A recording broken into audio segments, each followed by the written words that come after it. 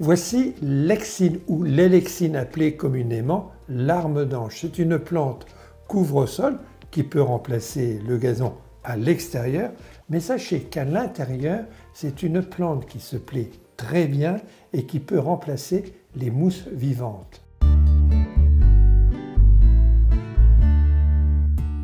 En pleine terre, l'éléxine est considérée comme une plante vivace couvre-sol.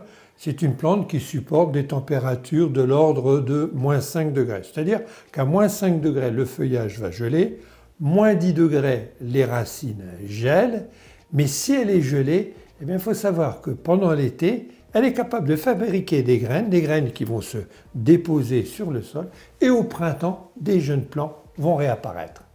L'éléxine fait partie de la famille des urticacées, comme les orties.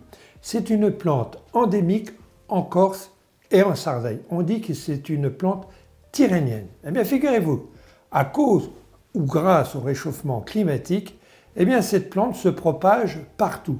On en retrouve en Normandie, on en retrouve en Bretagne, voire même en Île-de-France. C'est une plante qui est aussi intéressante pour les appartements. Elle se plaît dans les pièces qui sont plutôt à l'ombre ou mi-ombre. À une seule condition, c'est de pulvériser le plus souvent possible de l'eau non calcaire, de l'eau de pluie, sur le feuillage ou de mettre un petit peu d'eau dans la soucoupe. Vous l'avez compris, c'est la plante idéale pour les salles de bain, des pièces très humides. Mais c'est aussi une plante qui va très bien dans les terrariums ou dans les aquariums, ou mieux encore, dans une bonbonne. À mon avis, l'endroit le plus intéressant pour l'éléxine, c'est de l'installer en association avec les plantes vertes et dans les bacs, car elle va empêcher les sciarides, les fameuses mouches noires, d'aller pondre sur le substrat. Il existe plusieurs techniques pour multiplier l'éléxine. Alors déjà la division de touffe, vous séparez, vous faites quelques petits fragments que vous plantez dans un pot. La deuxième technique, c'est de mettre du terreau juste au milieu et puis ça permettra un enracinement pour aller prélever ensuite, car les boutures sont un petit peu plus compliquées.